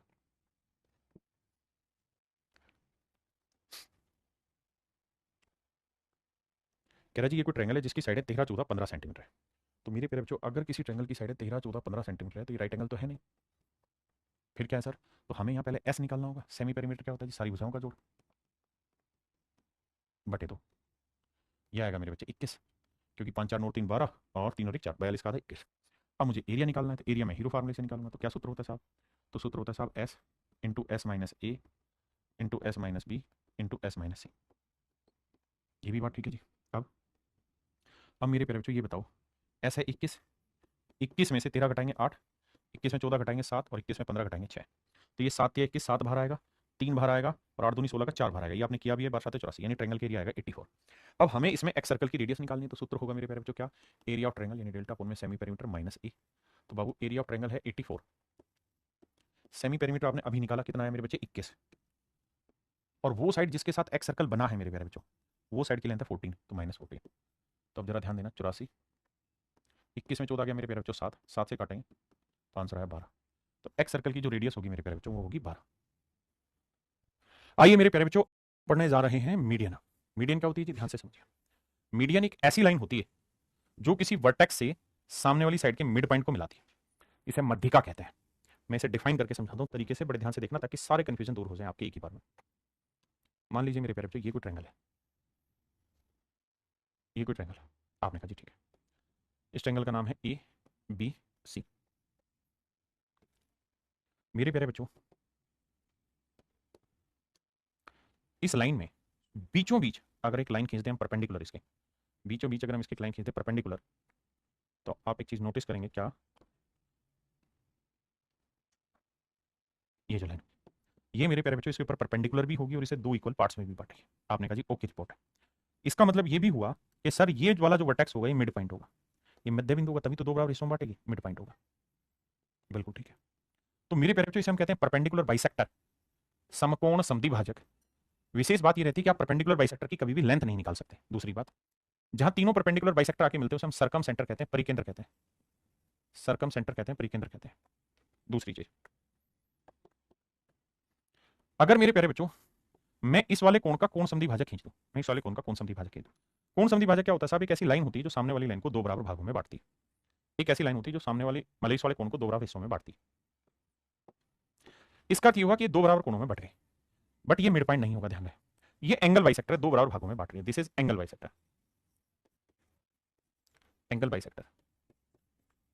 एंगल बाइसेक्टर जो होता है उससे बनता है मेरे प्यारे बच्चों इन सेंटर, हिंदी में बोले तो अंतः केंद्र बनता है। बहुत बढ़िया। आगे सर, अगर हम इस वाले वर्टेक्स से सामने वाली लाइन पे अल्टीट्यूड खींच दें, 90 डिग्री बनाने वाली एक लाइन खींच दें, यानी एक ऐसी लाइन खींच दें जो इस पर 90 डिग्री बनाए सामने वाली भुजा पे, तो इसे मेरे प्यारे बच्चों हम कहते हैं अल्टीट्यूड।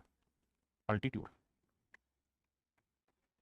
हिंदी में कहते हैं अभिलंब, हिंदी में कहते हैं मेरे प्यारे बच्चों अभिलंब, इसे कहते हैं अभिलंब, अल्टीट्यूड। और जहां तीनों अल्टीट्यूड आके आपस में ट्रायंगल के टकराते हैं उसे हम बोलते हैं ऑर्थो सेंटर लंब केंद्र।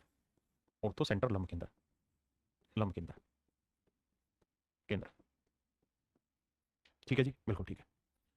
सुमन बच्चे आपकी भी बात सुनेंगे, पहले मेरी बात सुन लो फिर आगे आपकी बात सुनेंगे। अब आता है मेरे प्यारे बच्चों सबसे आखिरी और अहम बिंदु, और वो ये कि अगर हम ट्रायंगल में किसी वर्टेक्स से सामने वाली साइड के मिड पॉइंट को मिला दें, अगर हम त्रिभुज में किसी शीर्ष से सामने वाली भुजा के मध्य बिंदु को मिला देते हैं, तो ये कहलाता है मीडियन। इसको हम कहते हैं मेरे प्यारे बच्चों मीडियन, हिंदी में बोले तो माध्यिका, माध्यिका। और इसके मिलने के जो बनता है, इसके मिलने जो बनता है वो बनता है सेंट्रोइड, हिंदी में बोले तो केंद्रक। इसे मेरे प्यारे बच्चों कहते हैं केंद्रक। इसे इसके मिलने से जो बनता है वो कहलाता है केंद्रक। सीडीएस में मेरे प्यारे बच्चों 100 सवालों में लगभग 10 से 12 सवाल ज्योमेट्री से रिलेटेड होते हैं, तो सीडीएस में it is very very important for everyone. क्या मेरी बात से सहमत है मेरे नन्हे मुन्ने प्यारे बच्चों? क्या मेरी ये बात समझ पाए जो मैंने आपको समझाने की कोशिश की कि ये वाली जो लाइन होती है दिस इज कॉल्ड मीडियन माध्यिका, और इसके मिलने से जो बनता है वो सेंट्रोइड बनता है, केंद्रक बनता है। आपने कहा जी बात बिल्कुल सही है, हमें समझ में आ गई। अब फिर से अपनी बात दोहराता हूँ।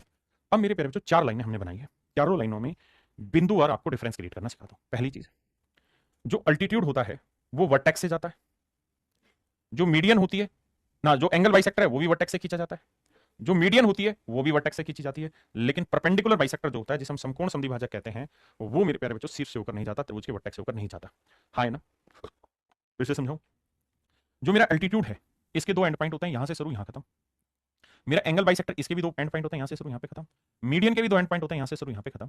लेकिन परपेंडिकुलर बाइसेक्टर समकोण संधिभाजक के कोई एंड पॉइंट नहीं होते, इसलिए परपेंडिकुलर बाइसेक्टर की हम लेंथ भी कभी नहीं निकाल सकते। दूसरी चीज मेरे प्यारे बच्चों, जो अल्टीट्यूड होता है ना वो ट्रायंगल के मिड पॉइंट से होकर नहीं गुजरता। जो एंगल बाइसेक्टर होता है वो, सॉरी गलत बोला, जो अल्टीट्यूड होता है वो सामने वाली भुजा के मध्य बिंदु को जाकर नहीं मिलता, मिड पॉइंट को नहीं मिलता। जो एंगल बाइसेक्टर होता है वो भी मिड पॉइंट को जाकर नहीं मिलता। हाँ, जो मीडियन होती है वो भी मिड पॉइंट से होकर जाती है, और परपेंडिकुलर बाइसेक्टर जो होता है वो भी मिड पॉइंट से होकर जाता है।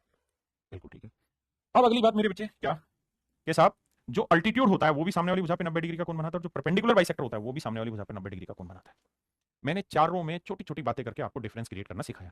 उम्मीद है आप इस डिफरेंस को बहुत अच्छे से समझ पाए होंगे।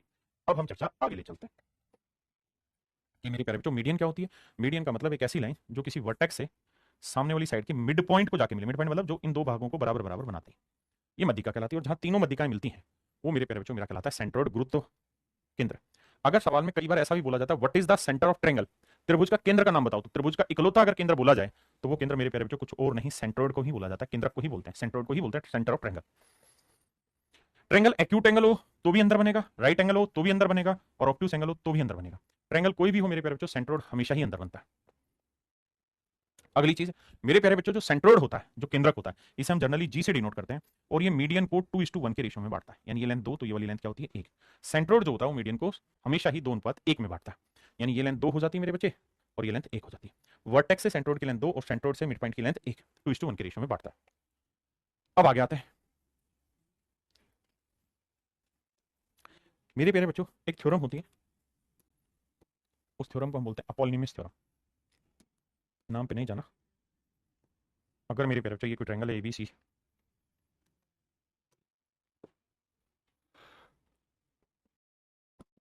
और डी मिड पॉइंट है, तभी तो मीडियन कहलाएगी। वर्टेक्स से सामने वाली साइड के मिड पॉइंट को बनाना, दिस इज मिड पॉइंट। और अगर मेरे प्यारे बच्चों ये मिड पॉइंट है तो बीडी और डीसी आपस में बराबर होगी। बीडी और डीसी बराबर होगा, बिल्कुल ठीक है। अगर मेरे प्यारे बच्चों डी मिड पॉइंट है तो बीडी और डीसी आपस में बराबर होगा, बिल्कुल सही। अगली बात क्या, कि मेरे प्यारे बच्चों जब भी आपसे सवाल हो कि भाई कि लेंथ ऑफ मीडियन कैसे फाइंड आउट करते हैं, तो length of median find out करने का बड़े ही प्यारे प्यारे तरीके होते हैं, आइए समझा रहा हूं। जो मीडियन की लेंथ निकालने का फंडा होता है, इसको एक साइंटिस्ट था जिसका नाम था अपोलोनिमस। स्पेलिंग क्या है इसकी, अपोलोनिमस, APOLLONIUS, APOLLONIUS। अपोलोनियस करके एक साइंटिस्ट था, मैथमेटिशियन था, उसने मिड पॉइंट से वर्टेक्स की लेंथ निकालनी सिखाई कि भाई यहां से इस वर्टेक्स की लेंथ निकालनी हो जिसे हम मीडियन कहते हैं। तो उसका एक फार्मूला बताया क्या, कि भैया जब भी आपको मीडियन की लेंथ निकालनी हो तो एक रिलेशन ध्यान रखना।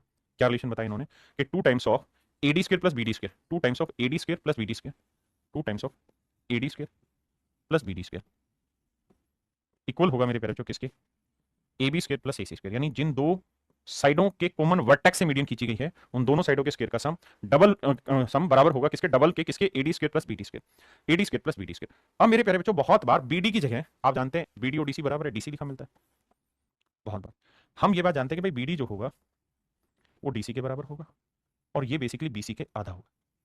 ये मेरे प्यारे बच्चों BC का आधा भी होगा।